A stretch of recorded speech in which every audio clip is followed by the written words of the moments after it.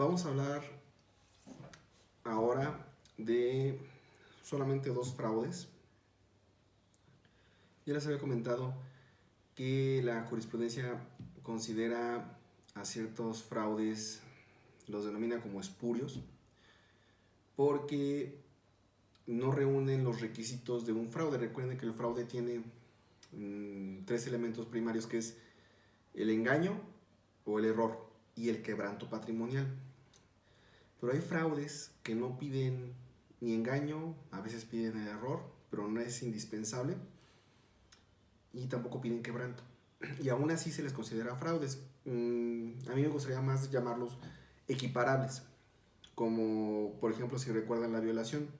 La violación equiparable se produce cuando es con una menor de 14 años. Por ejemplo, la simple cópula. No pide seducción, no pide nada. ¿Sí? Simplemente que tengas cópula con una menor de 14 o con un menor de 14, automáticamente se vuelve violación. ¿Sí? Algo similar pasa con esos fraudes. Bueno, el primer fraude es el denominado fraude de usura, que está en el 406 del código. Este fraude no pide quebranto patrimonial, es un, decíamos, equiparable. Tampoco pide engaño, y decíamos, bueno, a veces puede pedir el error, pero no es indispensable.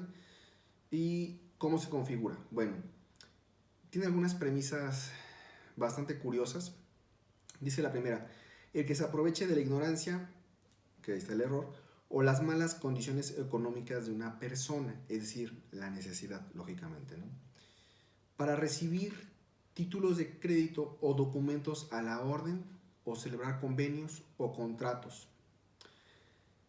La recepción de este título de crédito por parte del usurero materializa el fraude, ¿sí? Sin que haya necesidad de que tenga una ganancia. Además, dilapida el victimario su patrimonio.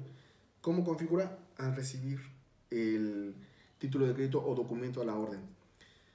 Dice, o celebrar convenios o contratos en los cuales se estipulen intereses superiores al doble de la tasa fijada por el Banco de México en intermediarios financieros. Aquí nos conlleva la cuestión bancaria.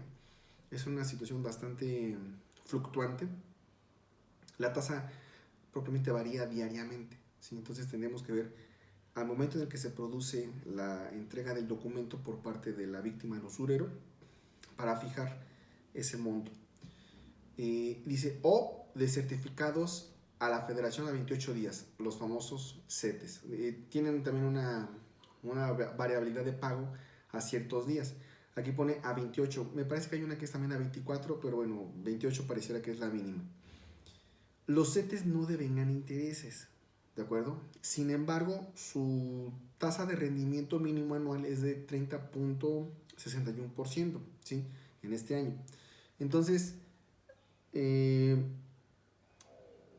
si se va al doble de esta tasa, bueno, también lo aplica, ¿no?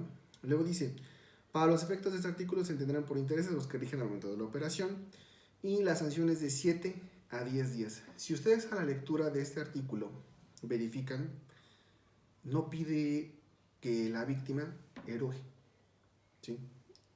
No pide engaño, no pide quebranto patrimonial por parte de la víctima, ¿sí? Es por la situación abusiva de la entrega del documento, ¿de acuerdo? También a los usureros es a los que se les conoce como inapropiadamente como agiotistas, ¿sí? Y comúnmente prestamistas, ¿sí? No todos incurren en este fraude, ¿verdad? Bien, hay otro fraude equiparable o espurio, que es el 406 bis. No tiene un nombre como tal, podemos denominarlo sobréprestamos, inversiones o ahorros, ¿sí? Este fraude igualmente no pide quebranto patrimonial, no pide engaños. Es básicamente por el riesgo que implica el inversor, además de ofrecer una competencia desleal hacia las sociedades que sí están debidamente reguladas. Dice, en este artículo son tres supuestos, ¿sí? Tres tipos de forma en que se manifiesta, o tres tipos penales, ¿sí? Dice en el primer supuesto, quien mediante la oferta pública, ¿a qué entendemos esto? Que se hace de manera conocida, se divulga, ¿sí? No a una persona en concreto. Dice, capte recursos del público. Aquí sí necesita esa captación de recursos, pero no hay un quebranto patrimonial. Ahorita veremos por qué. Capte recursos, ¿sí?, del público. ¿A qué se le va a denominar captación de recursos? Cuando se solicita, promueve o ofrezca la obtención de fondos o recursos de una persona determinada, mediante gestión personal, de grupo o utilizando medios de comunicación masiva. Más o menos, claro, con un enfoque ilícito, lo que han hecho algunas financieras, que por cierto algunas ya no existen, Cofía, Banpeco, por ejemplo, ¿no? Luego dice, o se soliciten u obtengan fondos, recursos de forma habitual o profesional. ¿A qué hace referencia esta parte? Que esta sociedad financiera puede trabajar normalmente y en algún momento ofrecer esa captación de recursos, ¿sí?, de manera inusual. Pero dice, ofreciendo, es la tercera premisa, rendimientos ostensiblemente superiores a los otorgados por el sistema financiero bancario. Aquí tenemos que tomar en cuenta cuál de los bancos ofrece un rendimiento más alto. Por lo general son bancos nacionales como Banco Azteca o Inbursa. Si no me recuerdo, andan por arriba de 9 punto y algo, ¿sí? Entonces, anual. Y algunas financieras ofrecían, según recuerdo, el 17% mensual de rendimientos, o sea, es elevadísimo. No necesariamente pide aquí que no cumplas con ese pago. O sea, la sociedad financiera puede cumplir con ese pago. ¿Sí? No hay un quebranto patrimonial para la víctima. Es el hecho de que mediante la oferta pública capte el recurso ofreciendo rendimientos muy superiores a los que marca el sistema bancario, ¿sí? El código no pide o no expresa que se surte en especie el delito porque no pague ese rendimiento. Y lo puede pagar normalmente, ¿no? Pero es esa situación desleal y el riesgo que implica. Y tan así que todas estas financieras terminan en la quiebra, ¿sí? Dice el segundo supuesto, la celebración de otro acto jurídico de cualquier naturaleza, ¿sí?, sin realizar las provisiones necesarias para responder por la inversión y sus rendimientos. Estas provisiones necesarias hace referencia a que deben de cumplir las sociedades financieras o los que hagan préstamos con una protección para garantizar el cumplimiento de las obligaciones o de lo que están pactando. ¿Quién establece esas provisiones? Bueno, hay muchas leyes.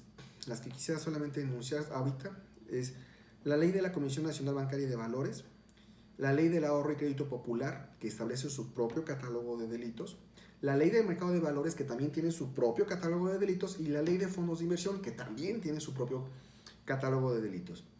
Estas 4 leyes nos dicen los lineamientos para que pueda operar una financiera, un préstamo, bueno, las personas morales que por lo general se constituyen para el préstamo, el ahorro, la inversión, y lógicamente el órgano o la institución que supervisa pues es la Comisión Nacional Bancaria, ¿sí?, y de Valores.